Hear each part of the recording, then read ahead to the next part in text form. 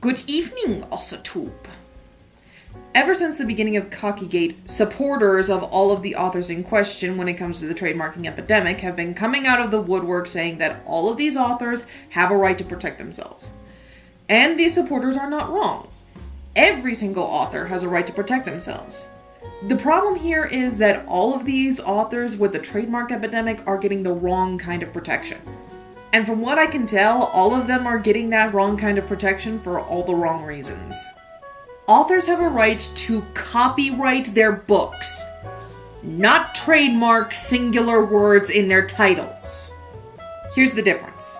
A trademark is when you want to distinguish a single word, phrase, symbol, logo that you invented or created from all others.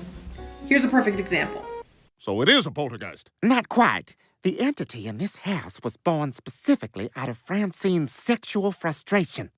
I like to call it a poltergasm. What are you doing? I just drew a trademark sign with my finger, child, because I've registered the word poltergasm. Any movie scripts you write based on your experiences here, Ruby gets a slice. Had someone not beaten him to the punch, Ruby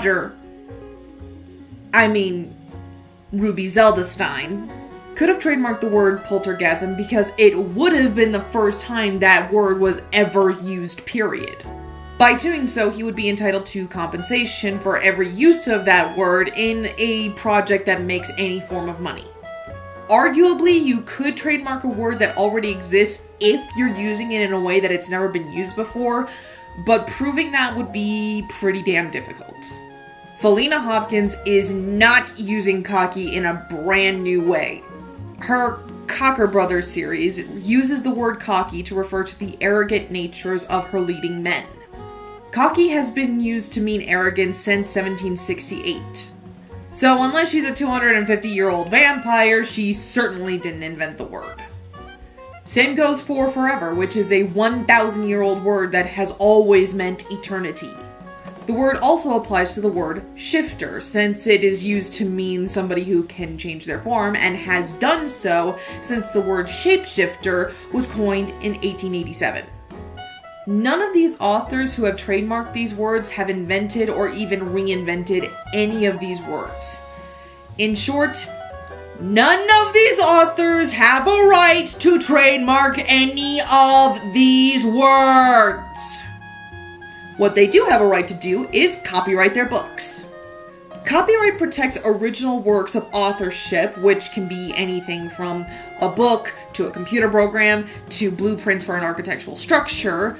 And the point of copyright is to protect the creators so that their works cannot be copied, sold, given away, performed, displayed publicly, or derived from without their consent. No movie based on a book can be made without the author's consent. No song written by someone can be used in a musical without the writer's permission. Felina Hopkins said she trademarked the word cocky because her readers kept buying other people's books thinking they were hers. Obviously, this means that all other writers who use the word cocky are copying her. 1. Do your readers not check to see who wrote the book before they buy it? 2. Just because people use the word cocky in their titles doesn't mean they're trying to copy you. Nobody even heard of you before you started this clusterfuck. 3. If in the unlikely event that you are correct and somebody is trying to copy you just because they use the word cocky, copywriting your books protects you from your works being derived from without your permission. Ta-da!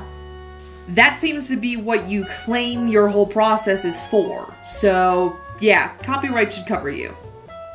Heidi McLaughlin said that she trademarked the word forever because there was a misunderstanding that stemmed from her attempt to protect herself from an online impersonator.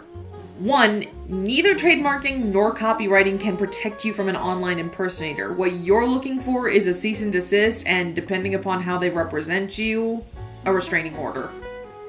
2. Just because somebody impersonates you on the internet doesn't mean that they can write a book, let alone one that even remotely resembles your writing style.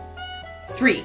Again, even if the impersonator could write a book and reasonably pass it off as one of yours, or try to claim that they have royalty rights, copywriting protects you from that. With copyright, your books cannot be derived from or sold anywhere without your permission. Nancy Corrigan claims that she's not trying to block anybody from using the words shifter or world, and she's trying to talk to her rep about a trademark that would protect her series in general, but would leave the words free for other people to use. Again, she's trying to claim protection. 1.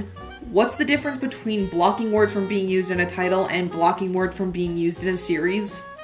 2. You have no right to decide what people are going to name their books or their series. 3. That's not how trademarking works, and every time somebody points this out to Nancy Corrigan, her responses can be summed up in one sentence of subtext. Well, you're clearly too stupid to understand anything. Charming. 4. Any and all protection you could ever need can easily be obtained with copyright. At this point, it looks less like you're trying to protect yourself and more like you're trying to create a monopoly on your books. And as we all know, it's all fun and games with a monopoly until somebody has to pass go without collecting $200.